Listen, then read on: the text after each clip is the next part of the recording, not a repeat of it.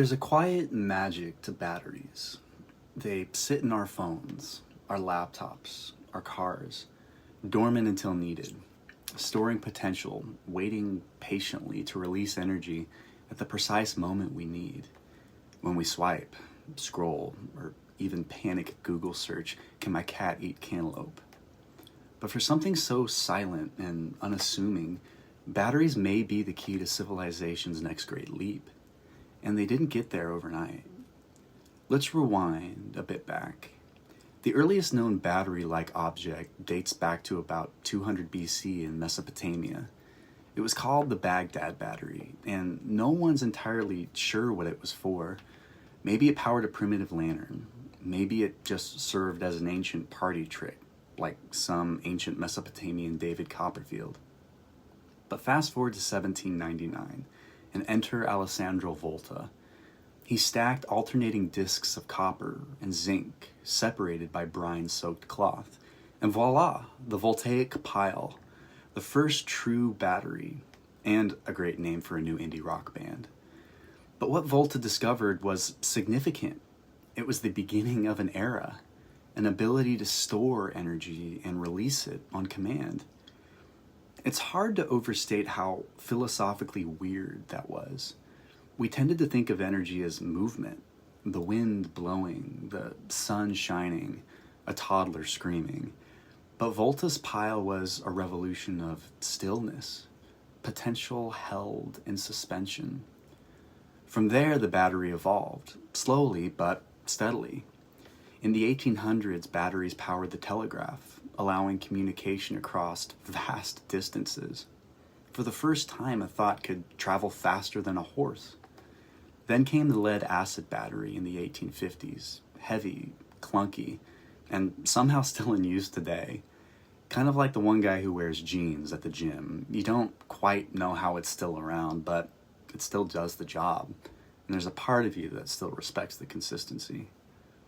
By the early 1900s, batteries were powering early electric cars. Yeah, electric cars even existed before gasoline cars took over. But like many good ideas in American history, they got buried under the weight of oil money and marketing. The battery went back to its supporting role, inside flashlights, radios, and eventually the Game Boy Color, where it served its highest and holiest purpose.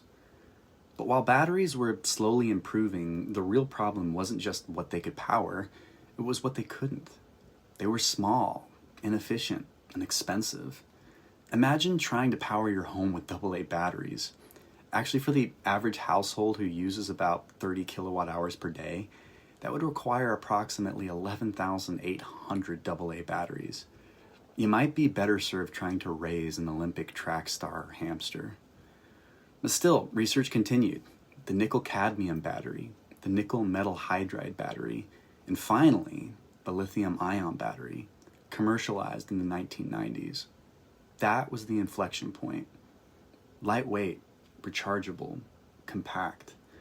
Suddenly everything was portable. Phones, laptops, even vape pens for the self-destructive philosopher on the go. But lithium-ion wasn't just a gadget battery. It was a preview of something far bigger. Today we find ourselves in a planetary moment of reckoning. Climate change is not just a vague threat, it's math, it's physics, and it's accelerating. To mitigate catastrophe, we must transition to clean energy. Solar, wind, geothermal. And here's the thing, those energy sources are intermittent. The sun doesn't always shine. The wind doesn't always blow. The planet and the president don't always cooperate with Tesla or clean energy stock valuations.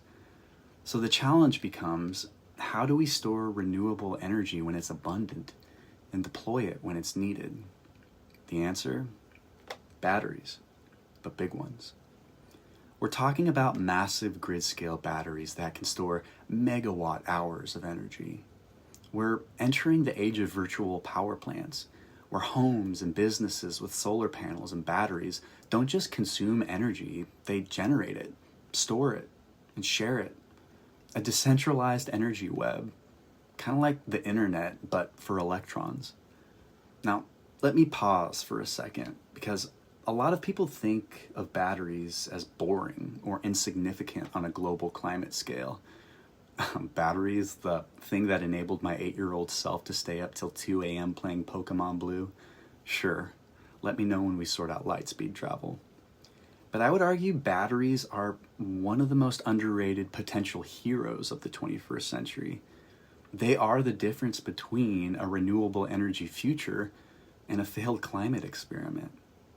And that brings us to something astonishing, something genuinely inspiring.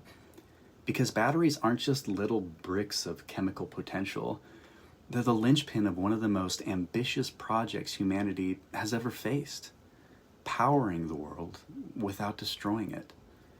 We are standing on the edge of an energy revolution, one where clean power isn't just generated, but stored, shared, and scaled, where sunlight harvested in the afternoon can light up a home at midnight, where wind caught on a Tuesday powers a hospital on a Thursday, or frosts the oat milk for your cappuccino, and where every home, every building, every neighborhood becomes part of a living, breathing energy ecosystem.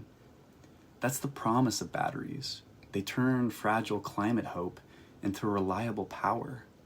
They make the unpredictable predictable. They make sustainability not just possible, but practical. And there's something profoundly human about that. We've always dreamed of harnessing the forces of nature, fire, water, air, and now we're beginning to master the most elusive one of all, time. Because that's what batteries do. They don't just store energy, they store time. They turn fleeting moments of abundance into lasting strength. This is the kind of technology that reshapes civilizations, quietly, reliably, beautifully, not flashy, not attention-seeking, just transformative. And it's already happening in our homes, on our grids, beneath our feet, above us in orbit. From rooftop solar panels paired with home batteries to entire cities powered overnight by renewable energy stored in vast battery farms, to electric vehicles that become part of the grid itself, charging and discharging like organs in a living body. This is not science fiction, it's science fulfilling its highest calling. This little device, it's more than just hardware. It's a symbol of what we're capable of when we decide to align innovation with intention. So the question isn't whether batteries will change the world, it's whether we'll be brave enough and bold enough to let them. I'm Nick, and if this sparks something in you, feel free to give it a like, subscribe, drop some thoughts in the comments below. Our future won't just run on luck or depletable hydrocarbons. It'll run on the boundless resources our planet and solar system offer: sunlight and wind, stored wisely. That's what batteries give us: the power to prepare, to grow, to care, and to make this world a better place.